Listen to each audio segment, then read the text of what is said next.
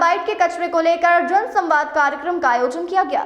इस कार्यक्रम में इंदौर कमिश्नर दीपक सिंह और इंदौर संभाग के सभी डॉक्टर और प्रबुद्धजन मौजूद रहे। इस दौरान यूनियन कार्बाइड के कचरे के निष्पादन को लेकर चर्चा हुई। भोपाल के यूनियन कार्बाइड के जहरीले कचरे के निस्तारण के संबंध में बैठक में चर्चा की गई और जनता व डॉक्टर से भी इस कचरे के संबंध में चर्चा की। जनसंवाद कार्यक्रम में कमिश्नर ने कहा कि भोपाल से आया हुआ यूनियन कार्बाइड का कचरा जहरीला नहीं रहा है। क्षेत्र में लगातार डॉक्टर और रिसर्च की टीम जांच कर रही है। हालिया दिनों में क्षेत्र में लगातार कैंसर फैलने की भी चर्चा थी।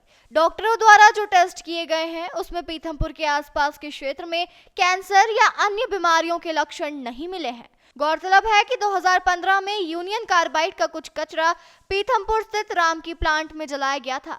अब फिर से कचरा जलाए जाने को लेकर जमकर प्रदर्शन और विवाद की स्थिति बनी हुई है।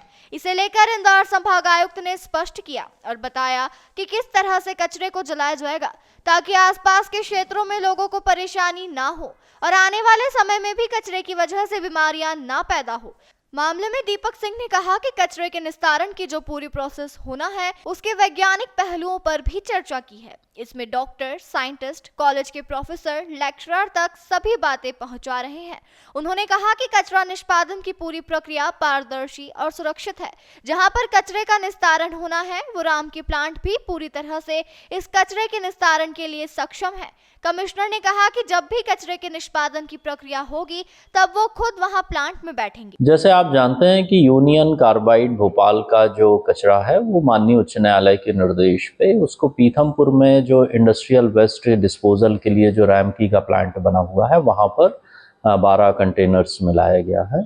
उसको जो उसके निराकरण के लिए, उसके निष्पादन के लिए जो पूरी प्रोसेस होनी है उसको लेके काफ़ी बातें विगत दिनों हुई हैं।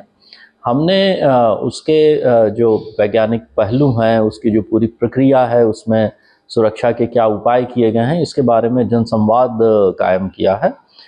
उसके प्रेजेंटेशन तैयार किए गए हैं और हमने इसके बारे में विभिन्न डॉक्टर्स, साइंटिस्ट, कॉलेज और स्कूल के जो प्रोफेसर, लेक्चरर्स हैं उनसे बात की है और उनके माध्यम से हम लोग धार, पीथमपुर और इंदौर में जो यहाँ के स्थानीय निवासी हैं, जनप्रतिनिधि हैं, मीडिया के लोग हैं, हमारे साथी हैं, उन तक वो सारी बातें हम पहुँचा रहे हैं। इंदौर से द नेशन टाइम की रिपोर्ट।